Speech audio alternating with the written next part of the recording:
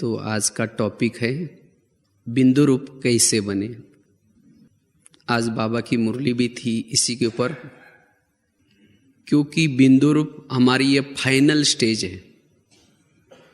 Final में हमें बिंदु रूप बनना है।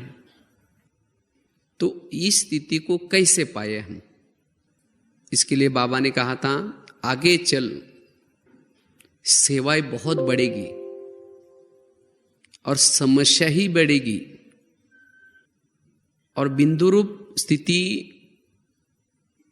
तब अनुभव होगी जब आप अपने संकल्प की स्पीड को कम करेंगे, क्योंकि जब समस्या बढ़ेगी तो संकल्प की स्पीड बढ़ेगी, सेवाएं बढ़ेगी तो सेवाओं में समस्या भी आएगी, और जिसके कारण हम बिंदु रूप का अनुभव नहीं कर पाएंगे। तो अगर बिंदु रूप का अनुभव करना है तो सबसे पहले समस्या में हल्का रहना, जिसके लिए बाबा ने कहा स्कीम बनाओ, समय की, संकल्प की और शक्ति के बचत की स्कीम। वास्तव में बिंदु रूप स्थिति मतलब कोई और चीज नहीं है।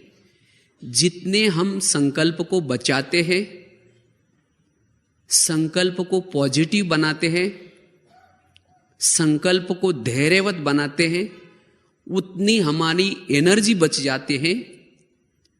और उसी एनर्जी का नाम है सोल कॉन्शियस या बिंदु रूप। क्योंकि बिंदु रूप स्थिति में हमें अति इंद्रिय सुख अनुभव होता है। बिंदु रूप स्थिति के बहुत सारे फायदे हैं। तो इसीलिए हम बिंदु रूप कैसे बने, तो सबसे पहले अगर हमें बिंदु रूप बनना है तो क्या करना है। जैसे अभी गीत भी आप सुन रहे थे, इस 3 बिंदु को नहीं विसरो। कौन से बिंदु? मैं बिंदु, बाबा बिंदु और ड्रामा बिंदु। बीती हुई को बिंदु लगाओ और क्या बनो? बिंदु बनो। बिंदु रूप स्थिति की अनुभूति करने के लिए जो अयथार्थ बातें हैं उसको हमें क्या करना है? बिंदु लगाना है। तो सबसे पहले हमें समस्या के समय हम अपने संकल्प की स्पीड को कैसे कम करें, हमें यह कला सीखना जरूरी है। इसलिए देखो बाबा ने यहां आकर के, क्योंकि हमें फाइनल में बिंदु रूप बनना है, इसीलिए बाबा ने सबसे पहले हमें कौन सा ज्ञान दिया? ड्रामा का ज्ञान। हर एक का पार्ट अपना अपना ये ज्ञान, जो हो रहा है वो कल्याणकारी हो रहा है ये ज्ञान, सेवा में बिजी रहो ये ज्ञान। ये सब सेवा हम कर रहे हैं या ड्रामा का ज्ञान से टोटल ये सब मटेरियल हमें क्या करता है? बिंदु रूप बनाता है। जैसे हलवा बनता है ना, तो हलवे के लिए सूजी, चीनी, तेल, कढ़ाई, खुरपा ये मटेरियल होता है। और इसी मटेरियल के बाद लास्ट में क्या बन जाता है? हलवा बन जाता है। तो इसी तरह हमें बिंदु रूप बनने के लिए ये जो सोमानों के पॉइंट, जैसे पिछली बार भी बाबा ने मुरली में कहा सोमानों में स्थित रहो, क्योंकि सोमानों में स्थित रहने से हम बनेंगे क्या? बिंदु बनेंगे। एकाग्र चित्त रहने से बिंदु बनेंगे। तो ये सब मटेरियल हमें जो ज्ञान का है किस लिए है? जो हम ओरिजिनल थे। ओरिजिनल क्या थे? बिंदु थे। तो वो बिंदु हमें बनना है, क्योंकि जो बिंदु रूप स्थिति में रहता है उसको इस संसार की कोई भी बातें दिखाई नहीं पड़ती, ना अपने तरफ आकर्षित करती हैं। उसको केवल अपना स्वरूप नजर आता है, और उसको अपना स्वरूप नजर आता है। साथ में जैसा अपना स्वरूप प्यारा है बिंदु रूप, वैसा ही अन्य का भी हम उसको स्वरूप नजर आता है। और बिंदु रूप स्थिति में रहने से हम अपने ओरिजिनल गुणों की अनुभूति कर सकते हैं। शांत स्वरूप, शक्ति स्वरूप, प्रेम स्वरूप, सभी गुणों की हम अनुभूति कर सकते हैं। और जब हम खुद उन गुणों की अनुभूति करते हैं तो औरों के भी हमें क्या नजर आते हैं? गुण नजर आते हैं। हर व्यक्ति प्यारा लगता है, हर परिस्थिति प्यारी लगती है, और उसका चेहरा कैसा रहेगा? हर्षित मुख। और उसी समय उसके दिल से क्या निकलेगा? पाना था सो पा लिया। अति इंद्रिय सुख मिलता है उसको। और यही वास्तव में जीवन मुक्त स्थिति है। जीवन में रहते हुए भी कैसे? मुक्त। इसीलिए बाबा बार बार कहते हैं कि बिंदु रूप बनो। और जब आप बिंदु रूप बनते हैं तो सतयुग का जो लाइफ है उसी लाइफ का अनुभव आप यहां कर सकते हैं, उससे भी बढ़िया। तब लगता है कि मानव जीवन कितना सुंदर है, इस संसार में रहना कितना सुंदर है, कितना अच्छा है। आपको कोई भी समस्या में तंग नहीं होंगे, आपको पता ही नहीं चला कि कोई समस्या थी। इसीलिए बाबा कहते बच्चे क्या बनो? बिंदु। लेकिन ये बिंदु क्यों नहीं बन पाते? जैसे उसका पहला कारण बताया, समस्या है। समस्याएं हमें बिंदु बनने नहीं देती। जब समस्याएं आते हैं तो संकल्पों का बिखराव हो जाता है, अनेक संकल्प चलते हैं और उसके कारण शक्तिशाली स्थिति का अनुभव नहीं कर पाते। तो इसीलिए सबसे पहले अगर हमारे सामने समस्याएं आते हैं, विघ्न आते हैं, उस विघ्नों में हम हल्के कैसे रहे, ये हमें कला सीखनी है। तो इस कला को सीखने के लिए हमें सबसे पहली जो बात पक्की करनी है, हमारे जीवन की जो भी समस्या है उस समस्या में को पॉजिटिव रूप में लेना है। जितना पॉजिटिव रूप में लेंगे वो समस्या आपको कैसी लगेगी? हल्की लगेगी। इसीलिए बाबा गीता का भी सार क्या है? जो हुआ अच्छा हुआ, जो हो रहा है वो अच्छा हो रहा है। वास्तव में हमारे ज्ञान का भी टोटल सार यही है। हमारे जीवन की हर घटना कल्याणकारी है। जो बीत गया वो भी कल्याणकारी था, जो बीत रहा है वो भी कल्याणकारी है, जो आने वाले समय में जो होगा वो भी कल्याणकारी। जिसको बाबा कहते बीती को बिंदी। और जब ऐसे हम बीती को बिंदी लगाना सीखते हैं तब हमारी स्थिति कैसी रहेगी? बिंदु रूप स्थिति। क्योंकि जब हम उन समस्या का चिंतन करते हैं, उन बातों का चिंतन करते हैं, उन परिस्थितियों का चिंतन करते हैं, तो ज्ञान का चिंतन, सोमानों का चिंतन, आत्मचिंतन, परमात्मा चिंतन नहीं कर सकते। क्योंकि योग लगाने के लिए हमें अंतर्मुखी बनना पड़ता है, मन से पॉजिटिव सोचना पड़ता है। अगर हमारा मन निगेटिव सोच रहा है तो फिर निगेटिव सोचने से मन क्या होता है? भारी होता है। और भारी मन परमधाम में उड़ नहीं सकता, याद रखना है। जैसे मन होता है ना, एक तो लोहे का भी मन होता है, देखा है ना, जिसे तोला जाता है। अगर उसी मन को आप ऊपर फेंको तो कहां जाएगा? जाएगा ऊपर। भारी मन नीचे आता है।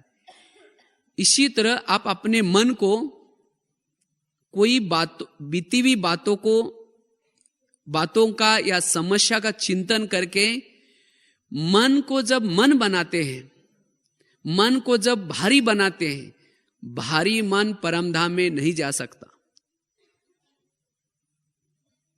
तो फिर बिंदु रूप स्थिति की अनुभूति कैसे करेंगे? इसीलिए हमें क्या करना है, मन को हल्का रखना है, मन को भारी नहीं करना है। इसीलिए बाबा ने कहा कि समस्या के समय संकल्प की क्या करो, स्पीड को कम करो, और उसी समय हमें क्या करना है, ये ज्ञान यूज करना है। बिंदु रूप स्थिति बनाना मतलब कि वो लाइट लाल लाइट हो गई, गीत चालू हो गया, मैं बिंदु रूप करेंगे तो बिंदु रूप स्थिति नहीं बनेगी। बिंदु रूप स्थिति बनाने के लिए सारा दिन आपने क्या सोचा है, आपके मन ने क्या सोचा है, आपके मन की स्पीड कैसी थी, उसके ऊपर निर्भर है। अगर सारा दिन आप बहुत निगेटिव सोचा है, फास्ट सोचा है, तो उसी समय आप उड़ भी नहीं सकते और बिंदु रूप स्थिति की अनुभूति भी नहीं कर पाते। इसीलिए बिंदु रूप स्थिति की अनुभूति करने के लिए क्या करना है, समस्या में हल्के रहना है। तो हम बीती को बिंदी कैसे लगाएं? देखो, आपके जीवन की हर घटना में क्या है, कल्याण हुआ ना। अगर आपके जीवन में कोई परेशानी नहीं होती, तो परेशानी नहीं होती तो हम तो यहां आते। या अभी भी जो कुछ परेशानी है या परिस्थिति है या परीक्षाएं हैं, वास्तव में परीक्षाएं व्यक्ति का विवेक को जागृत बनाते हैं। इसीलिए परीक्षा से घबराना नहीं है। और जितना जिसको परीक्षाएं ज्यादा आते हैं, उतना वो व्यक्ति उपराम हो जाता है। कहते हैं एक माताजी भगवान के पास जाती है और भगवान को कहते हैं, भगवान मेरे जीवन में बहुत दुख का पार्ट है, मैं बहुत दुखी हूं। भगवान कहते हैं, ठीक है, तुम्हें ज्यादा दुख है ना, तुम अपने दुखों की सभी बातें क्या करना, एक चिटके पे लिखना, और उसी चिटके को क्या करना, एक गठरी में बांधना। वो सभी बातों को लिख करके गठरी में डालना, और उसी गठरी को गांव के बाहर एक वड़ का पेड़ है, उसी वड़ के पेड़ को तुम्हारे दुखों की गठरी टांग के आना। तुम्हारा ज्यादा है, मैंने पार्सलिटी की तुम्हारे साथ, तो इसीलिए तुम्हारा क्या करना, वहां टांग के आना। और उसी पेड़ों को बहुत सारे और भी दुखों की गठरियां बांधी है, तुम्हें जो भी उसमें से हल्की है लगे, जो भी पसंद आए, एक लेके आना। लेकिन लाना पड़ेगा, क्योंकि हर एक के जीवन में दुख जरूरी है। तो माताजी बड़ी खुश होगी, अच्छा है, मेरा क्या हो जाएगा, थोड़ा सा कम हो जाएगा। तो अपने दुखों की सभी बातें चिटकी पर लिखती है। मुझे सास बहुत तंग करती है, घड़ी घड़ी डांटती है, जो जो होता है वो सब लिखते हैं, और उसी चिटकी को क्या करते हैं, गठड़ी में डालते हैं, और उसी गठड़ी को गांव के बाहर बड़ का पेड़ा वहां टांग के आते हैं। लेकिन जब दूसरे का लाने के लिए सोचते हैं, तो उसको लगता है मेरी सास मुझे तंग करती थी, यही मेरा दुख था, और तो पति भी मेरा अच्छा है, घर भी इतना अच्छा है, बच्चे भी अच्छे हैं, सब कुछ ठीक है। अगर मैं दूसरे की गठरी लेके जाऊं, हो सकता है उसका पति शराबी होगा, हो सकता है उसके घर में गरीबी होगी, हो सकता है उसको पड़ोसी तंग करने वाले होंगे। इसीलिए फिर ठीक है, मेरी गठरी ठीक है, अपनी क्या करते, उतार करके लेके आते। तो वास्तव में हर एक के जीवन में जो दुख का पार्ट दिया हुआ है, किसी लिए दिया है? दुख का पार्ट उस व्यक्ति का कल्याण करने के लिए दिया है। अगर हमारे जीवन में दुख का पार्ट नहीं होता, तो हमारा कल्याण कभी नहीं होता। क्योंकि जब भक्ति हम कब करते हैं, जब दुखी बनते हैं, इसीलिए भक्ति करते हैं। और जब भक्ति करते हैं तो भक्ति का फल क्या मिलता है, ज्ञान मिलता है। और जब ज्ञान मिलता है तो हम सत्युग में जाते हैं। तो क्या उस दुखों से हमारा का अकल्याण हुआ? तो इसीलिए हमारे जीवन के दुखों का बड़ा धन्यवाद, जिन्होंने हमें बाबा मिलाया, जिन्होंने सत्युग की बादशाही दी। तो फिर उस दुखों में हमें क्या करना है, परेशान होना है? इसीलिए कहा है कि जो हुआ अच्छा हुआ, जो हो रहा है अच्छा हो रहा है। कई सोचते तो ये व्यक्ति ने मुझे तो जीना आराम किया, इतना परेशान किया, बस ये यहां से चला जाए तो हम बहुत अच्छे रह सकते।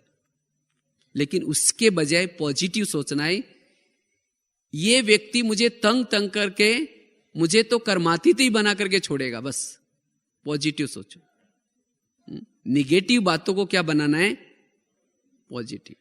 जो व्यक्ति आपको तंग कर रहा है, परेशान कर रहा है, अगर वो परेशान नहीं करता, तंग नहीं करता, तो आपकी बुद्धि किसके साथ लगती फिर? अगर कोई माता जी है, उसका अपना पति बहुत प्यार करता, बहुत स्नेह करता, तो उसका योग किसे लगता फिर? मेरा पति बहुत अच्छा है, कभी तंग नहीं करता, तो उसको बाबा याद आता। इसीलिए कहा है कि जीवन की हर घटना में क्या है? कल्याण है। इसीलिए हमें समस्या में संकल्प की रफ्तार करने के बजाय क्या करना है? समस्या के समय संकल्प कम चलाना है। और जितना हम संकल्प की बचत करेंगे, उतना हम क्या बनेंगे फिर? बिंदु रूप बनेंगे। वास्तव में समस्या ही मनुष्य को क्या बनाते हैं? महान बनाते हैं। समस्या ही व्यक्ति को शक्तिशाली बनाते हैं। तो इसलिए बिंदु रूप बनने के लिए हमें क्या करना है? इस समस्या में हल्के रहना है। और जो हल्का रहता है उसको कहा जाता है फरिश्ता। वही आत्म स्थिति में स्थित रह सकता है। आज रामायण, महाभारत, इसमें जो भी कुछ कथा कहानी है, वो कथा कहानी भी हमें यही सिखाते हैं कि जीवन की हर घटना में क्या है? कल्याण है। देखो, रामायण में दिखाते राम राज्य पर बैठने वाला था, अयोध्या का राजा बनने वाला था। सभी प्रजा में भी बहुत उमंग आ गया, राम राजा बनने वाला है। चारों तरफ अयोध्या को अच्छी तरह सजाया, और सजा करके रात के समय क्या हुआ? मंत्रा ने आकर के कैकेयी के कान में 2-4 बातें उल्टे सुल्टे डाल दी, और उसने वो सुन करके निर्णय गलत लिया। क्या किया? राम राज्य पर बैठने के बजाय राम को कहां भेजने का निर्णय किया? वनवा में। अगर कोई ये रामायण देखता है तो मंत्रा का पाठ देख करके कितना निगेटिव सोचे, देखो कितना उसने क्या क्या गलत किया। अगर वास्तव में देखा जाए मंत्रा ये काम नहीं करती तो राम वनवा में, अगर मंत्रा ये नहीं करते तो राम वनवा में नहीं जाता। और जब वहां राम वनवा में नहीं जाता तो रावण को नहीं मारता, और राम की महिमा नहीं होती। राम की महिमा किसके कारण है? मंत्रा के कारण है। तो इसी तरह हमारे जीवन में भी कोई मंत्रा का पार्ट बजाए। मेरे घर में कोई इधर की बातें उधर करके मेरा घर तोड़े, या मेरे घर में कोई समस्या पैदा करे, या बड़ों को कुछ बातें सुना करके मेरी ट्रांसफर यहां से दूसरी तरफ करे, तो मुझे क्या करना है? उसमें भी कुछ ना कुछ कल्याण समझ करके चलना है। लेकिन ऐसे समय पर हम क्या करते हैं? उस व्यक्ति के लिए बदवाएं निकलते, इसने तो मेरा ऐसा किया है, नहीं तो मैं तो बहुत यहां अच्छा था, इसके कारण तो मेरा ऐसा हुआ है। लेकिन वास्तव में आपके जीवन में हर घटना में कुछ ना कुछ जरूर कल्याण होगा। अगर आप वहां से ट्रांसफर होंगे, हो सकता है आपको ज्ञान मिला होगा, हो सकता और भी कुछ कल्याण होगा। तो इसी तरह हमें क्या करना है? जीवन की हर घटना में जो कुछ घटनाएं होती है उसको क्या करना है? पॉजिटिव लेकर के अपने संकल्प को बचाना है। आज ब्राह्मणों का योग क्यों नहीं लग रहा है? या योग में जो बिंदुरूप स्थिति की अनुभूति नहीं क्यों हो रही? क्योंकि समस्या का चिंतन, चाहे ब्राह्मणों के तरफ से समस्या चल रही, चाहे शरीर के रोग के तरफ से समस्या चल रही, चाहे कोई ना कोई समस्या, और हर एक को समस्या जरूर है। तो इसीलिए समस्या में अगर मुझे बिंदुरूप की अनुभूति करनी है, ज्ञान योग का अनुभव करना है, तो संकल्प को कैसे चलाना है? संकल्प की स्पीड को कम करना है। क्योंकि जब तक आपका मन स्थिर नहीं होगा, जब तक आपका मन कम नहीं सोचेगा, तब तक आप शक्तिशाली नहीं बन सकते, तब तक आप आत्मदर्शन नहीं कर सकते।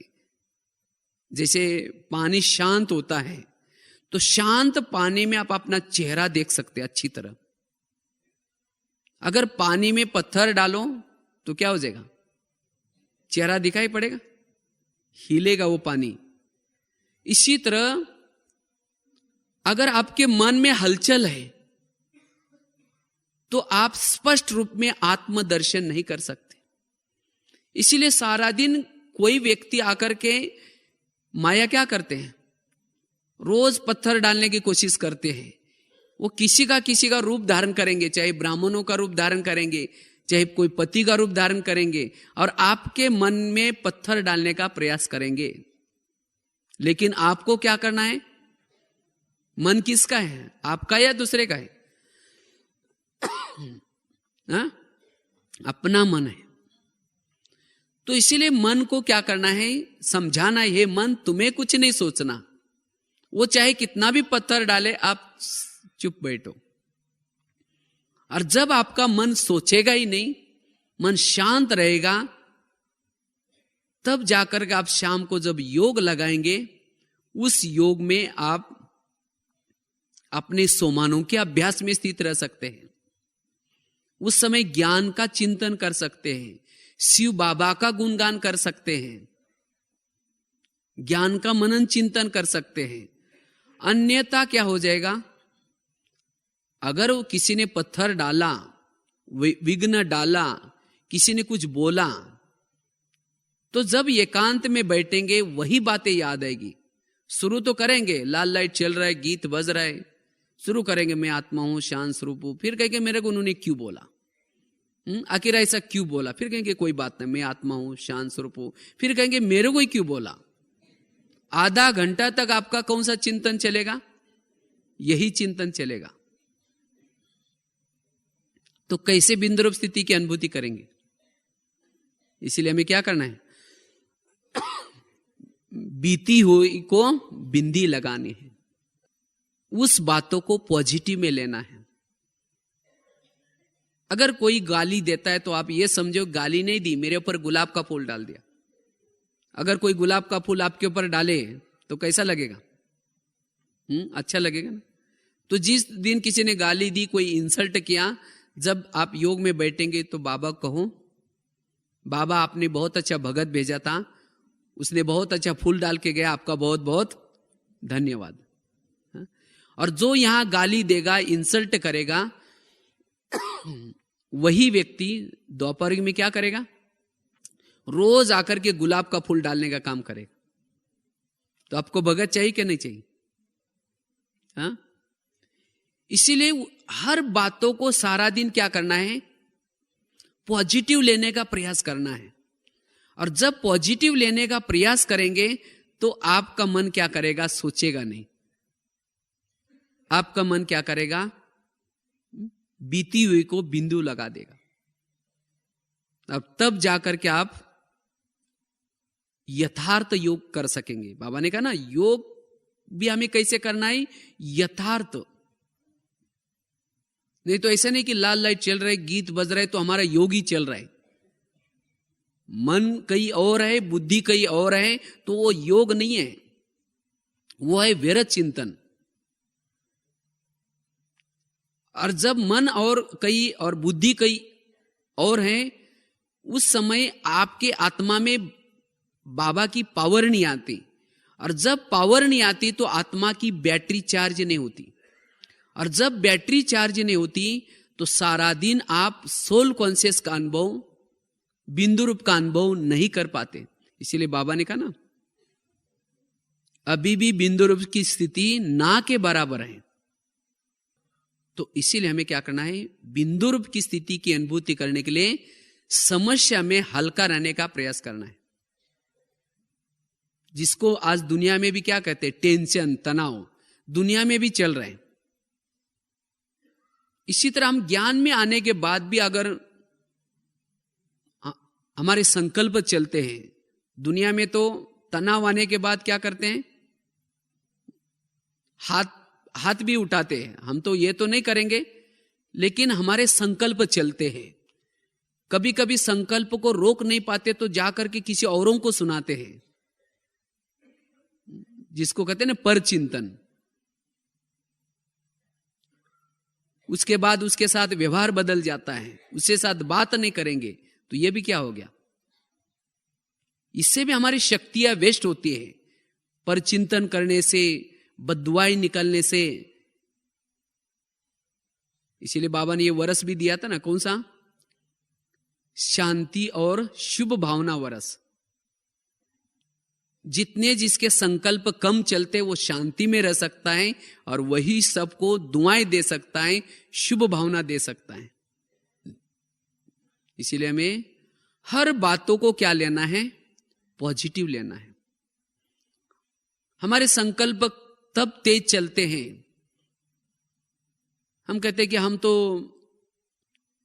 कुछ नहीं करते, गलत नहीं करते, तो भी ये हमारी निंदा करते हैं, तो भी हमारे बारे में ये उल्टा सुल्टा सुनाते हैं।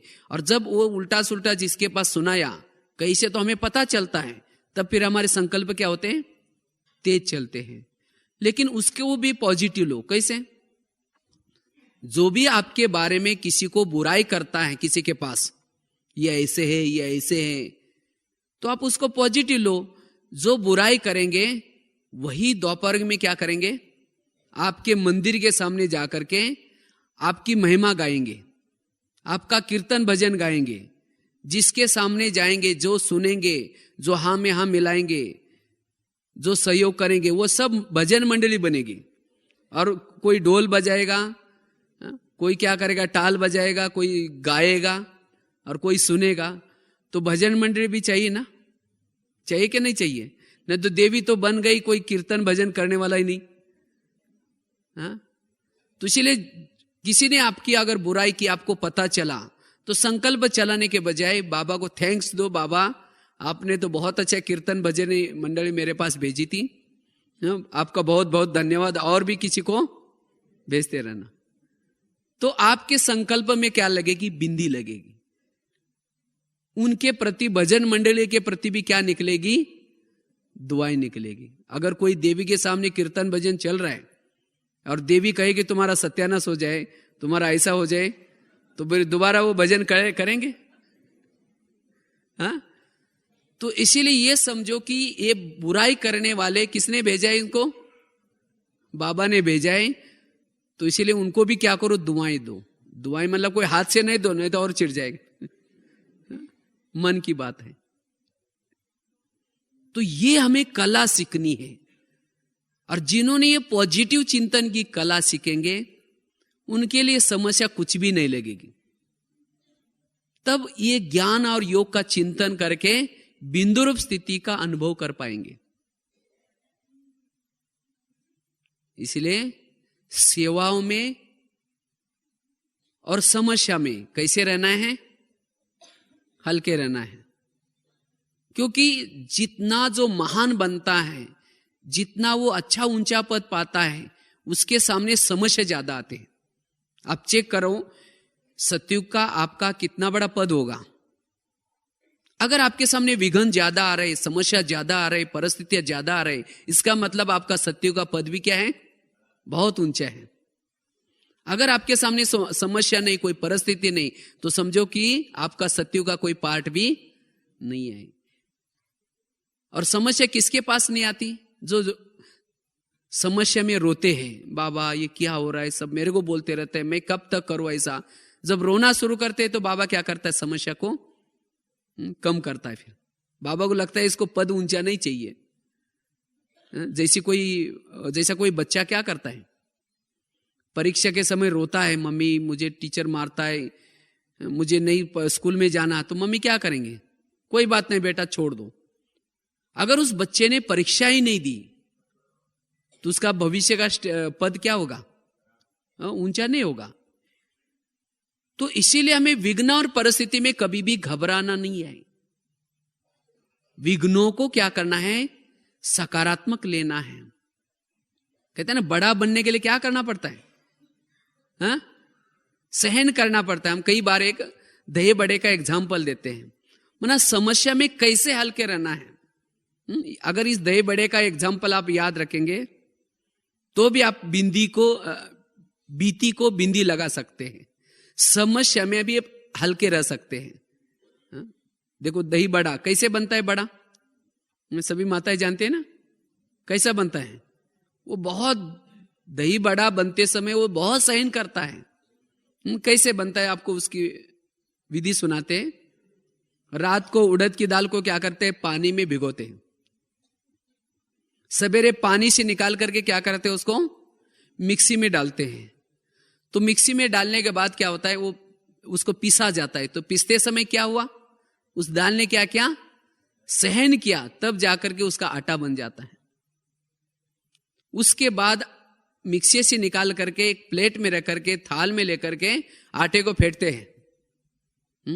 कब तक फेंटते हैं, उसको क्या करते हैं, ग्लास लेते हैं और ग्लास के अंदर थोड़ा सा आटा डालते हैं। अगर आटा सीधा ही डूब जाता है उसका बड़ा सख्त बनेगा, मुलायम नहीं बनेगा, सॉफ्ट नहीं बनेगा, इसीलिए और उसको फेंटते हैं। तब तक टेस्ट करते हैं, जब डालने के बाद तुरंत वो तैरना चाहिए, तब तक उसको क्या करते हैं, फेंटते हैं। उसके बाद क्या करते हैं, उसको ले करके आजकल वो मेंदू वड़े की मशीन आते है, उस मशीन में डाल करके या हाथ से क्या करते हैं, गरम तेल में उसको तलते हैं। तो क्या किया, पिस्सा सहन किया उस दाल ने, फेंटा तो भी सहन किया, गरम तेल को भी सहन किया। फिर जब करारा बन जाता है, लाल बन जाता है, उस समय उस वड़े को निकाल करके क्या करते हैं, पानी में डालते हैं। तो पानी से निकाल करके फिर दोनों हाथों से दबा करके क्या करता है, उसका पानी निचोड़ देते हैं। तो दबाते समय भी क्या किया, सहन किया। अगर टूट जाता है तो उसको फिर मेहमानों को नहीं खिलाएंगे। जो साबुत रहता है दबाने के बाद उसको फिर क्या करते हैं, प्लेट में रखते हैं। फिर दही डालते हैं, ऊपर से क्या करते हैं, इमली की चटनी डालते हैं। उसके ऊपर क्या करते हैं, और इमली की चटनी में भी काला नमक, सफेद नमक, चीनी का बूरा, और उसके ऊपर क्या करेंगे, फिर लाल मिर्ची डालेंगे। उसके ऊपर भुना हुआ जीरा भी डालेंगे, फिर उसके बाद हरा धनिया भी डालेंगे। तब क्या बना, वो दही बड़ा बन गया। फिर खाने वाला लगेगा, उसको लगेगा आज तो मजे आ गए खाने में। उसको कब मजे आई, जब उस बड़े ने सहन किया, तब जाकर के वो खाने वालों को मजा आई। इसी तरह आपके जीवन से भी औरों को मजा तब आएगी, कब, जब आप हर परिस्थिति में आप सहन करेंगे, तब जाकर के आपके जीवन से औरों को मजे आएंगी। तो इसीलिए हमें भी लोग क्या करेंगे, बड़ा बनने के लिए कोई पीसते भी रहेंगे, कोई फेंटते भी रहेंगे। कब तक फेंटते रहेंगे, कई बोलते हैं ना, मुझे ये कब तक समस्या आती रहेंगी। आटे को कब तक फेंटा गया, जब तक पानी के ऊपर नहीं आया तब तक फेंटा गया। इसी तरह हमें भी तब तक फेंटे जाएंगे, समस्या आती रहेंगी, जब तक ऊपर नहीं जाएंगे तब तक। तो इसलिए क्या करना है, जो भी बातें आएंगी समझो कि हम बड़े मरने जा रहे हैं, इसीलिए उस बातों को बिंदी लगाना है। उसके बाद गर्म बातें भी आएंगी, कोई फुलाना शुरू करेंगे, महिमा भी करेंगे आपकी। वही महिमा करने वाले लोग दबाना भी शुरू करेंगे कुछ दिनों के बाद, कुछ दिन के बाद वही परेशान करेंगे। फिर हमारा दिल टूट जाता है, ये क्या हो रहा है, इन्हीं बच्चों को मैंने पढ़ाया था, इन्हीं बच्चों को मैंने सिखाया था, अभी देखो कितने मुझे तंग कर रहे हैं। तो रोना शुरू करते हैं, तो बड़े टूट गए। तो इसीलिए टूटना उसी समय भी नहीं है। अगर उसमें भी साबुत रह गए तो फिर नमक मिर्ची लगाना शुरू करेंगे। आपके बातों को उल्टी सुल्टी सुना करके बड़ों को आपका नाम खराब करेंगे, लेकिन उसको भी क्या करना है, सहन करना है। सत्य है तो घबराने की कोई जरूरत नहीं। और तब जाकर के आप क्या बन सकते हैं, बड़े बन सकते हैं। तब जाकर के आपकी वो अवस्था बिंदुर स्थिति की आप स्थिति बना सकते हैं। क्योंकि सत्यता वाला कभी घबराता नहीं है। तो संकल्प चलाने की कोई जरूरत नहीं है। इसीलिए हमें क्या करना है, अपने विघ्नों में हल्के रहना है। नहीं तो हम योग तो लगाना चाहते हैं, बिंदुर स्थिति की अनुभूति करना चाहते हैं, लेकिन सारा दिन जब विघ्न आते हैं, बातें आते हैं, उसमें क्या होते हैं, उसमें संकल्प चलाते हैं। इसीलिए सारा दिन जब आप हल्के रहेंगे तब आप शाम का योग बहुत अच्छा कर सकते हैं। शाम का योग यथार्थ कर सकते हैं। आप शक्तिशाली योग लगा सकते हैं। इसीलिए हम अपने कार्यों में, व्यवहारों में, कोई कैसा भी स्वभाव संस्कार वाला व्यक्ति हो, लेकिन उसके साथ रहते हुए भी अपने संकल्प न चले। तब जब आपकी एनर्जी बच जाएगी तो ऑटोमेटिकली आप अपने भ्रुकुटी में अपनी आत्मा की ज्योति जागृत है, किरणें अंदर से फैल रही, मैं एक बिंदु स्वरूप हूं, इसकी अनुभूति कर सकेंगे। और जिसको फिर सारा दिन अपनी आत्मा नजर आते हैं, उसको इस संसार की कोई बातें नजर नहीं आती। लेकिन माया क्या करते हैं, वो आपके ज्योति को जागृत होने नहीं देती। वो प्लान बनाते कि आज मैं कौन सा रूप धारण करूं। इसीलिए बाबा ने ये भी आज एक बहुत अच्छी बात कही, आगे चल करके ईविल स्पिरिट, इसके भी बहुत विघ्न आएंगे, लेकिन इससे बचने के लिए आपको क्या करना है। इस बाबा ने कहा ना, इसका रूप कैसा होगा, गुप्त रूप होगा। अपने साथियों के द्वारा ईविल स्पिरिट वाली आत्माएं आकर के आपकी परीक्षा लेंगे, आपके मन में हलचल पैदा करेंगे। अगर आपने ये पॉजिटिव चिंतन का पाठ पका नहीं आपका, आप कहेंगे ये इतना अच्छा, इसको मैं सहयोग देता हूं, ये क्या कर रहा है। अगर क्या क्यों में गए तो उस इविल स्पिरिट का आपके ऊपर भी प्रभाव पड़ेगा। फिर आप शांति की, योग की अनुभूति नहीं कर पाएंगे। आगे चल करके बहुत चलेगा ये। और जिन्होंने क्या क्यों में गए वो भी परेशान हो जाएंगे। तो इसीलिए हमें क्या करना है, अपने बिंदु को, अपने ज्योति को बुझने नहीं देना है। इस पर एक मिसाल सुनाते ना, जैसे कहते हैं राजा जनक को विधेयी राजा कहा जाता था। कहते राजा जनक विधेयी राजा था। तो एक बार उसके मंत्री ने उसको प्रश्न पूछा कि आप विधेयी क्यों हैं। उसने कहा ठीक है, मैं आपको बताता हूं मैं विधेयी क्यों हूं। तो उसको एक दिन कहा कि आप मेरे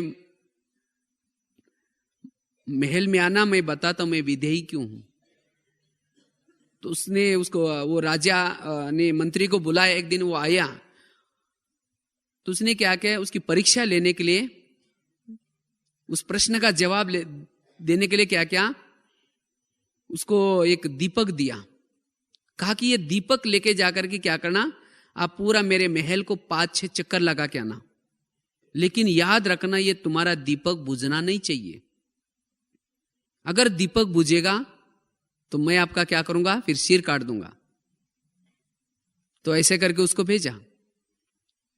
लेकिन राजा जनक ने गुप्त रीति से क्या किया, एक 5-6 लोगों को भी खड़ा किया उसके रास्ते में। उसको ये पता नहीं था। आप उन लोगों को कहा कि आप जाना, ये व्यक्ति जब, मंत्री जब दीपक लेके जाकर के चक्कर लगाएगा, उसी समय क्या करना, उसको डिस्टर्ब करना। उसको कहना कि ये आप क्या लेके जा रहा है, आपका क्या घूम गया, क्या ढूंढ रहे। तो जब वो मंत्री चक्कर लगाने के लिए जाता है तो लोग उसको चिढ़ाना शुरू करते हैं, भाई आप क्या लेके जा रहे, ये क्या है।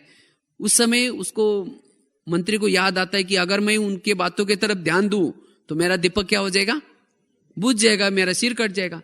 इसीलिए वो कुछ भी बोलते, क्या भी बोलते, उसके तरफ ध्यान नहीं देते, अपने दीपक को देखते हुए चक्कर लगा के आता है। तो जब राजा के पास पहुंचा मंत्री, तो राजा ने पूछा अच्छा दीपक बुझा? बोला बिल्कुल नहीं। लेकिन बोला आपने रास्ते में कुछ लोगों को देखा? हाँ। बोला कुछ लोग तो थे। कौन कौन थे? बोला मेरा ध्यान तो उधर नहीं था, मेरा ध्यान पूरा दीपक के ऊपर था, क्योंकि आपने बोला था कि दीपक बुझना नहीं चाहिए। तो राजा ने कहा कि आपने मुझे प्रश्न पूछा था ना, आप विधेयी क्यों है, तो यही उस प्रश्न का जवाब है। मुझे भी उस परमात्मा ने ऊपर से भेजा है। उसने ये कहा कि तुम्हारा दीपक बुझना नहीं चाहिए, अगर बुझेगा तो मैं तुम्हें सजा दूंगा। तो ये महल, ये धन संपत्ति, ये तो मेरा ध्यान इस दीपक की तरफ से हटाने के लिए है। तो इसमें मैं रहते हुए भी क्या करता हूं, सारा दिन किसको देखता हूं, अपने दीपक को देखता हूं। इसीलिए मैं विधेय हूं। तो इसी तरह हमें भी क्या करना है, हमें भी बाबा ने कहा कि बच्चे तुम क्या करना, सारा दिन आत्माभिमानी बन करके आना, सारा दिन बिंदु रूप बनना, लेकिन साथ में माया को क्या कहा है, जाना इसके दीपक बुझाने का, कुछ न कुछ बातों में डिस्टर्ब करने का। लेकिन कोई भी बातें आए, कोई भी परिस्थिति आए तो हमें क्या करना है, उन परिस्थिति का चिंतन करने के बजाय, उन बातों का चिंतन करने के बजाय हमें क्या करना है, अपनी आत्मा को देखना है, अपने दीपक को देखते चलना है। तब जाकर के आप शाम को समय वो बिंदुरूप स्थिति की अनुभूति कर पाएंगे, वो शक्तिशाली स्थिति की अनुभूति कर पाएंगे। और जब एक बार ये ज्योति जागृत हो गई, आत्मा की स्थिति अनुभूति हो गई, उस समय आप एकाग्रता का अनुभव कर पाएंगे। और जब आपके जीवन में एकाग्रता आ गई, आपके आत्मा के अंदर जो विकर्म बने हैं, वो बाबा कहते हैं ना विकर्म विनाश। ये विकर्म विनाश क्या है, जितने आपके संकल्प कम चलेंगे, जितने पॉजिटिव संकल्प चलेंगे, उतना हम शक्तिशाली स्थिति का अनुभव कर पाते हैं। और जैसे लगेगा हम एक ज्वाला स्वरूप स्थिति की अनुभूति कर रहे हैं। जैसे सूरज है ना, सूरज किरणें फैलाता है, इसी तरह अपने आप को अनुभव करेंगे कि मैं इस शरीर में एक सूर्य की तरह बैठा हूं और मेरे से चारों तरफ किरणें फैल रहे हैं। और इस स्थिति से शरीर के इंद्रियों में शीतलता आएगी, अंग अंग शीतल बन जाएगा, और बिंदुरूप स्थिति से वाइब्रेशंस फैलता जाएगा। यह बहुत बड़ी सेवा है। और जब बिंदुरूप स्थिति बनेगी तो जैसे कहा ना, एक तो दूसरे की बुराई हमें नजर नहीं आएंगे, लेकिन आप सबको गुणवान नजर आएंगे। इसीलिए हमें क्या करना है, ये स्थिति को प्राप्त करना है। लेकिन इसके लिए जैसे बताया ना, ये क्यों नहीं चलती, क्यों नहीं स्थिति रहती, क्योंकि सारा दिन के समस्या है, सारा दिन के विघ्न। इस विघ्नों में पहले हमें क्या करना है, हल्के रहना है। इसीलिए बाबा ने ये भी कहा ना, आज भी कहा, 3 प्रकार की सर्टिफिकेट लो। कौन सा सर्टिफिकेट? एक तो सभी का सर्टिफिकेट, साथियों का सर्टिफिकेट लेने के लिए सबको क्या करना है, रिगार्ड रिस्पेक्ट देना है। बाप से सर्टिफिकेट लेने के लिए सच्चाई और सफाई में रहना है। और स्वयं से सर्टिफिकेट लेने के लिए क्या करना है, श्रीमत पर चलना है। और तब हम क्लियर रह सकेंगे, वो बिंदुरूप स्थिति की अनुभूति कर पाएंगे। और सारा दिन हमारी वो अवस्था रहे, इसके लिए हमें अमृत वेला का योग पावरफुल करना है। जितना हम अमृत वेला का योग पावरफुल करते हैं, उतना सारा दिन हम वो बिंदुरूप स्थिति की अनुभूति या अंदर से सोल कॉन्शियस स्थिति की अनुभूति कर पाते। अमृत वेला का योग हमें क्या करना है, शक्तिशाली। और सोमानों के अभ्यास भी करना है। सोमानों में रहने में भी एकाग्रता आते है। सोमान अर्थात हम ऐसे हैं, या अपने लिए पॉजिटिव विचार देना। सोमानों का अभ्यास करने से हमारी आंतरिक शक्तियां जागृत होते हैं। इसीलिए हमें क्या करना है, स्वयं को भी पॉजिटिव चिंतन देना है। अगर आपको कोई कहे आप तो ऐसे हैं, आप तो ठीक नहीं, तो भी उसकी बातों को स्वीकार नहीं करना है। नहीं तो कभी कभी क्या करता है, कोई अगर आपको कहता है तुम तो बेकार हो, तुम ऐसे हो, तो हम अपने बारे में ऐसा ही चिंतन करते हैं। नहीं, हमें बाबा ने क्या कहा है, बाबा ने क्या कहा है, बच्चे तुम मीठे बच्चे हो, तुम शक्तिशाली हो, तुम भक्तों के इष्ट हो, तुम पूर्वज हो। तो बाबा ने जो बातें बताई, उस बातों को स्वीकार करके हमें क्या करना है, उसी स्वरूप में रहना है। और औरों को भी सम्मान देना है, तब हम वो शक्तिशाली स्थिति की अनुभूति कर पाएंगे। और जब भी हम योग भी लगाते हैं, उस सारा दिन बिंदु रूप की अनुभूति करने के लिए योग हमें, बाबा कहते हैं ना, यथार्थ लगाओ। जब भी आप योग में बैठते हैं, उसी समय बाबा से शक्ति लेकर के चार्ज करो आत्मा को।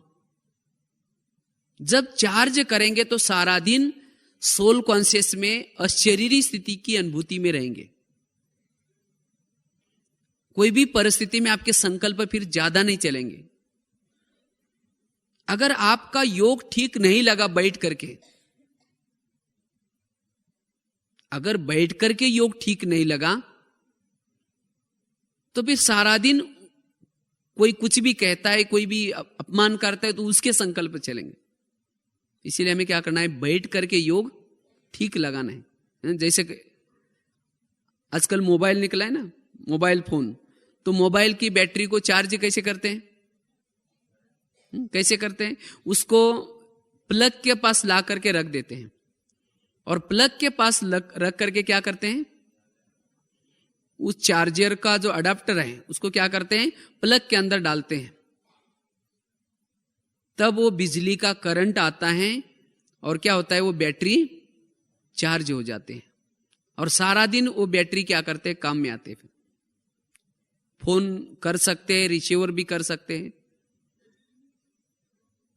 तो इसी तरह हमें भी अपनी आत्मा की बैटरी को चार्ज करना है। तो क्या करना है, हम क्लासरूम में आ गए, माना प्लग के पास आ गए, माना बैटरी हमने प्लग के पास रख दी, क्लास के अंदर आ गए।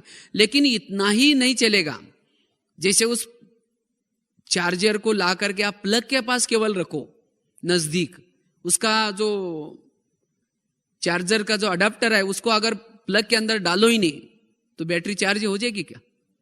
इसी तरह केवल हम क्लास में आकर के बैठ गए या बाबा के कमरे में आकर के बैठ गए, इतना नहीं चलेगा। लेकिन इसके साथ क्या करना है, मन और बुद्धि की तार क्या करना है, परम धाम में शिव बाबा के साथ ज्वाइन करना है। मन और बुद्धि दो तारे हैं, एक पॉजिटिव तार, दूसरी निगेटिव तार।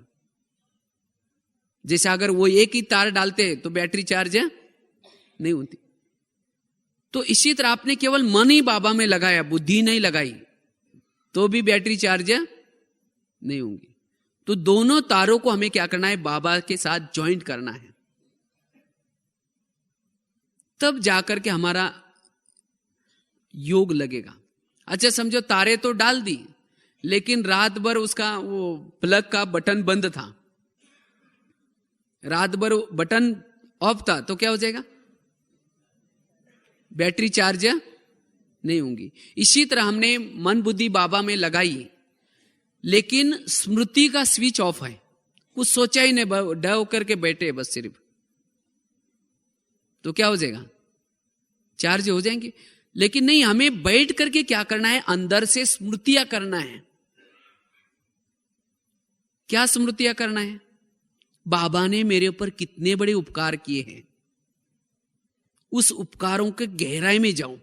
क्या उपकार किए हैं, कहां विकारों के गटर में थे, बाबा आपने मुझे उठाया, गले लगाया, मेरे दुखों के आंसू पोंछे, मुझे क्या से क्या बनाया।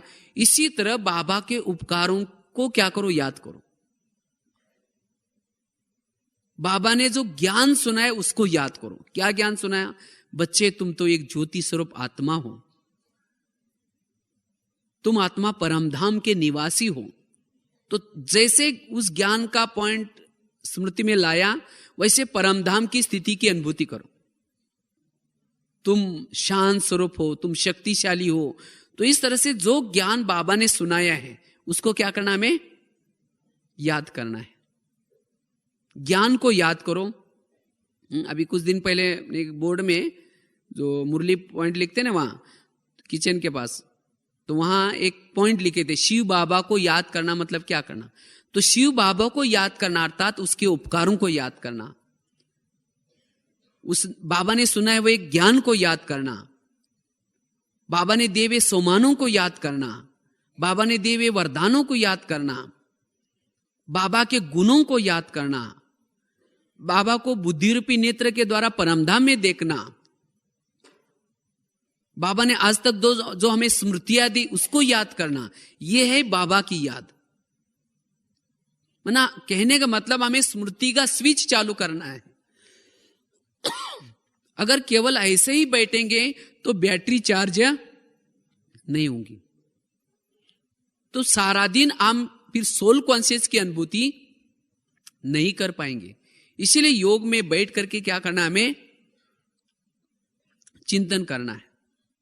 अच्छा समझो तारे भी डाल दी, बटन भी चालू किया, उसके बाद कभी तार प्लग में डाल रहे, कभी तारों को निकाल रहे, कभी डाल रहे कभी निकाल रहे, तो बैटरी चार्ज हो जाएगी। इसी तरह हम भी कभी क्या करते हैं, कभी मन बुद्धि बाबा में जाते हैं, कभी कई धंधे दौरे में जाते हैं, कहीं बाहर चले जाते हैं। कैसी जाते हैं, समझो यहां आप आए, यहां बैठे योग लगा रहे बाबा के कमरे में, शुरू करे मैं आत्मा हूं, शांत स्वरूप हूं, शक्ति स्वरूप हूं, फिर अचानक याद आएगा, अच्छा हो गया याद आया, अभी तो थोड़ी भीड़ कम है, थोड़ा सा वो 2-4 कैसेट लेके जाना था, तो अच्छा हो गया याद आया। फिर कहेंगे ठीक है थोड़ा योग लगा करके फिर लेके जाएंगे, फिर कहेंगे मैं आत्मा हूं, शांत स्वरूप हूं, शक्ति स्वरूप हूं। फिर सोचेंगे कैसेट लेने के लिए जाएंगे तो वहां लिटरेचर का स्टॉल भी है, थोड़ा कुछ किताबें भी लेना है, फिर कहेंगे ठीक है मैं आत्मा हूं, शांत स्वरूप हूं, शक्ति स्वरूप हूं। फिर सोचेंगे थोड़ा ऊपर घूम करके भी आते हैं माउंट आबू में, ठीक है फिर कहेंगे मैं आत्मा हूं, शांत स्वरूप हूं। फिर सोचेंगे कुछ बाहर के से जा करके कुछ खरीदारी भी करके लेके आते हैं, फिर कहेंगे ठीक है मैं आत्मा हूं, शांत स्वरूप हूं। फिर सोचेंगे मेरे साथ जो माता जी आई उठ के गई तो नहीं होगी, पीछे मुड़ करके भी देख रहे। हाँ मना कभी तारे परमधाम में बाबा में लगा रहे, कभी निकाल रहे, यही चलता है ना। कई बार हमने एक बहुत अच्छा एग्जाम्पल देते हैं, समझो आप यहां बैठे तो ये समझ आते हैं, घरों में क्या होता है, समझो कोई माता जी योग लगाने के लिए जा रहे हैं, योग लगाने के लिए जा रहे हैं और जाते जाते देखा कि बहुत अच्छा बैंगन की सब्जी है, क्लास के लिए जा रहे हैं, लेकिन सवेरे सवेरे कोई सब्जी का गाड़ी वाला जा रहा है, फिर सोचेंगे बहुत अच्छी सब्जी आई है, चलो आज शाम को इसकी सब्जी बना देंगे, लेकिन सोचेंगे पहले जा करके योग लगा करके मुरली सुन करके वो सब्जी लेके जाएंगे। फिर गए सेंटर पर, लाल लाइट चल रहा है, गीत बज रहा है, शुरू करेंगे मैं आत्मा हूं, शांत स्वरूप हूं, शक्ति स्वरूप हूं। फिर सोचेंगे अरे थैली तो लाए नहीं, वो बैंगन कैसे लेके जाऊं। फिर कहेंगे कोई बात नहीं, उसके पास तो प्लास्टिक का थैला तो होगा ही, उसमें लेके जाएंगे। फिर कहेंगे मैं आत्मा हूं, शांत स्वरूप हूं, शक्ति स्वरूप हूं, प्रेम स्वरूप हूं। फिर सोचेंगे यार गैस के ऊपर जो दूध रखा था वो शायद बंद किया है या ऐसा ही चल रहा है, चलो कोई और बुझा देगा, कहीं कहीं मैं आत्मा हूं, शांत स्वरूप हूं, शक्ति स्वरूप हूं। फिर सोचेंगे अरे वो घर में तो मेहमान आने वाला था और मैंने तो सोचा था उसके लिए वो छोले बनाओ, लेकिन रात को तो भिगो ही नहीं, और अभी क्या बनाए, क्या खाएंगे, चलो कुछ बना ही देंगे। फिर दोबारा शुरू करेंगे मैं आत्मा हूं, शांत स्वरूप हूं, शक्ति स्वरूप हूं। ऐसे करते करते लाल लाइट की सफेद लाइट चालू हो गई, योग का टाइम पूरा हो गया। हाँ? सामने वाला बैठने वाला सोचेगा वाह इन्होंने आधा घंटा योग किया, लेकिन इनका योग कहां लगा था। हाँ? इनका योग कहां लगा था, वो बैंगन योग या चलता है ना, ऐसा सभी माताएं जानते हैं। अगर आपने ऐसा योग किया ही नहीं, शक्ति भरी नहीं, तो बिंदु रूप स्थिति कहां आएगी। वो बीती हुई बातों को बिंदी कैसे लगा सकते हैं, कैसी लगेगी। हा? क्योंकि बीती हुई बातों को बिंदी उसको लग सकते हैं जिन्होंने योग में अनुभूति की, जिन्होंने योग में शक्तिशाली अनुभूति की, आत्म सुख पाया, और उसी सुख के सामने किसने अपमान किया, निंदा किया, वो सब बातें फीकी लगेगी और उसके लिए लगेगा यार छोड़ो छोड़ो क्या करना है। समझो जिस दिन आपका योग अच्छा लगता है, उसी समय जब योग आपका अच्छा लगता है, अब आपको कोई भी बोलता है तो आपको लगेगा कोई बात नहीं, बोलने दो, जाने दो, मुझे शांत अच्छा लग रहा है। तो इसीलिए अगर आपको बीती को बिंदी लगानी है तो क्या करना है, जब योग लगाते वो योग को आप कैसे लगा दो, विधि पूर्वक लगा दो। आप योग में कितना समय बैठे वो महत्व का नहीं है, लेकिन जब योग में बैठे तो आपकी मन और बुद्धि बाबा के साथ कितना थी, प्लग में तारे कितना समय थी, ये महत्व का है। नहीं तो तारों को डालते रहेंगे निकालते रहेंगे, वो नहीं। इसीलिए हमें क्या करना है, जब भी योग लगाते हैं वो शक्तिशाली योग लगाना है। माया आपके तारे निकालेंगी, लेकिन आपको क्या करना है, डालना है। अपने मन और बुद्धि को समझाना है, ये मन बुद्धि तुम कहां गई, तुम्हें तो योग लगाना है। कोई भी समस्या है उस समस्या में क्या करो, समस्या में हल्के रहो। अगर योग के समय जब भी समस्या आते हैं तो क्या करो, उसी समय भी समझाओ मन बुद्धि को, और तब जाकर के हम ब्राह्मण जीवन का आनंद ले सकेंगे, शक्तिशाली बन सकेंगे। तो इसलिए बिंदु रूप स्थिति की अनुभूति करने के लिए एक तो योग भी यथार्थ लगाना है, समस्या में हल्के भी बनना है। कितनी भी समस्या है लेकिन कैसे रहूं, हल्के। कईयों को लगता है कि मुझे मेरे संकल्प की स्पीड तब बढ़ जाते हैं, मेरे संकल्प तब बढ़ जाते हैं, हम जिसके ऊपर उपकार करते हैं वही मेरा अपकार करता है, जिसका हम भला करते हैं वही हमारा बुरा करता है, तब मुझे मेरा दिल थोड़ा खाता है, मेरा दिल टूट जाता है, मेरे संकल्प चलते हैं। याद रखना है, जिसका आप भला करेंगे वही आपका क्या करेगा, बुरा करेगा। ये संसार का नियम है। इसीलिए उसी समय भी हमें क्या करना है, अपने संकल्प की स्पीड को कम करना है। देखो, जिस बाबा ने आपका भला किया था, किया ना,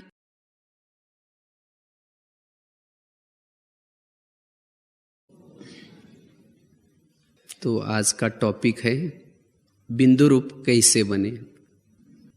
आज बाबा की मुरली भी थी इसी के ऊपर, क्योंकि बिंदु रूप हमारी ये फाइनल स्टेज है। फाइनल में हमें बिंदु रूप बनना है। तो इस स्थिति को कैसे पाए हम, इसके लिए बाबा ने कहा था आगे चल सेवाएं बहुत बढ़ेगी और समस्या ही बढ़ेगी, और बिंदु रूप स्थिति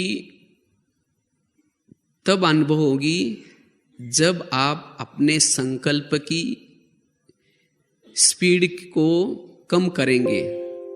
क्योंकि जब समस्या बढ़ेगी तो संकल्प की स्पीड बढ़ेगी, सेवाएं बढ़ेगी तो सेवाओं में समस्या भी आएगी, और जिसके कारण हम बिंदु रूप का अनुभव नहीं कर पाएंगे। तो अगर बिंदु रूप का अनुभव करना है तो सबसे पहले समस्या में हल्का रहना, जिसके लिए बाबा ने कहा स्कीम बनाओ, समय की, संकल्प की और शक्ति के बचत की स्कीम। वास्तव में बिंदु रूप स्थिति मतलब कोई और चीज नहीं है। जितने हम संकल्प को बचाते हैं, संकल्प को पॉजिटिव बनाते हैं, संकल्प को धैर्यवत बनाते हैं, उतनी हमारी एनर्जी बच जाती है, और उसी एनर्जी का नाम है सोल कॉन्शियस या बिंदु रूप। क्योंकि बिंदु रूप स्थिति में हमें अति इंद्रिय सुख अनुभव होता है। बिंदु रूप स्थिति के बहुत सारे फायदे हैं। तो इसीलिए हम बिंदु रूप कैसे बने, तो सबसे पहले अगर हमें बिंदु रूप बनना है तो क्या करना है, जैसे अभी गीत भी आप सुन रहे थे, इस 3 बिंदु को नहीं विसरो। कौन से बिंदु? मैं बिंदु, बाबा बिंदु और ड्रामा बिंदु। बीती हुई को बिंदु लगाओ और क्या बनो, बिंदु बनो। बिंदु रूप स्थिति की अनुभूति करने के लिए जो अयथार्थ बातें हैं उसको हमें क्या करना है, बिंदु लगाना है। तो सबसे पहले हमें समस्या के समय हम अपने संकल्प की स्पीड को कैसे कम करें, हमें यह कला सीखना जरूरी है। इसलिए देखो, बाबा ने यहां आकर के, क्योंकि हमें फाइनल में बिंदु रूप बनना है, इसीलिए बाबा ने सबसे पहले हमें कौन सा ज्ञान दिया? ड्रामा का ज्ञान। हर एक का पार्ट अपना अपना ये ज्ञान, जो हो रहा है वो कल्याणकारी हो रहा है ये ज्ञान, सेवा में बिजी रहो ये ज्ञान, ये सब सेवा हम कर रहे हैं, या ड्रामा का ज्ञान से, टोटल ये सब मटेरियल हमें क्या करता है, बिंदु रूप बनाता है। जैसे हलवा बनता है ना, तो हलवे के लिए सूजी, चीनी, तेल, कढ़ाई, खुरपा, ये मटेरियल होता है। और इसी मटेरियल के बाद लास्ट में क्या बन जाता है, हलवा बन जाता है। तो इसी तरह हमें बिंदु रूप बनने के लिए ये जो सोमानों के पॉइंट, जैसे पिछले बार भी बाबा ने मुरली में कहा, सोमानों में स्थित रहो, क्योंकि सोमानों में स्थित रहने से हम बनेंगे क्या, बिंदु बनेंगे। एकाग्र चित्त रहने से बिंदु बनेंगे। तो ये सब मटेरियल हमें जो ज्ञान का है किसी लिए है, जो हम ओरिजिनल थे। ओरिजिनल क्या थे, बिंदु थे। तो वो बिंदु हमें बनना है, क्योंकि जो बिंदु रूप स्थिति में रहता है उसको इस संसार की कोई भी बातें दिखाई नहीं पड़ती, ना अपने तरफ आकर्षित करते हैं। उसको केवल अपना स्वरूप नजर आता है, और उसको अपना स्वरूप नजर आता है, साथ में जैसा अपना स्वरूप प्यारा है बिंदु रूप, वैसा ही अन्य का भी हम उसको स्वरूप नजर आता है। और बिंदु रूप स्थिति में रहने से हम अपने ओरिजिनल गुणों की अनुभूति कर सकते हैं। शांत स्वरूप, शक्ति स्वरूप, प्रेम स्वरूप, सभी गुणों की हम अनुभूति कर सकते हैं। और जब हम खुद उन गुणों की अनुभूति करते हैं तो औरों के भी हमें क्या नजर आते हैं, गुण नजर आते हैं। हर व्यक्ति प्यारा लगता है, हर परिस्थिति प्यारी लगती है, और उसका चेहरा कैसा रहेगा, हर्षित मुख। और उसी समय उसके दिल से क्या निकलेगा, पाना तासो पा लिया। अति इंद्रिय सुख मिलता है उसको। और यही वास्तव में जीवन मुक्त स्थिति है। जीवन में रहते हुए भी कैसे, मुक्त। इसीलिए बाबा बार बार कहते कि बिंदु रूप बनो। और जब आप बिंदु रूप बनते हैं तो सतयुग का जो लाइफ है उसी लाइफ का अनुभव आप यहां कर सकते हैं, उससे भी बढ़िया। तब लगता है कि मानव जीवन कितना सुंदर है, इस संसार में रहना कितना सुंदर है, कितना अच्छा है। आपको कोई भी समस्या में तंग नहीं होंगे, आपको पता ही नहीं चला कि कोई समस्या थी। इसीलिए बाबा कहते बच्चे क्या बनो, बिंदु। लेकिन ये बिंदु क्यों नहीं बन पाते? जैसे उसका पहला कारण बताया, समस्या है। समस्याएं हमें बिंदु बनने नहीं देती। जब समस्याएं आते हैं तो संकल्पों का बिखराव हो जाता है, अनेक संकल्प चलते हैं, और उसके कारण शक्तिशाली स्थिति का अनुभव नहीं कर पाते। तो इसीलिए सबसे पहले अगर हमारे सामने समस्याएं आते हैं, विघ्न आते हैं, उस विघ्नों में हम हल्के कैसे रहे, ये हमें कला सीखनी है।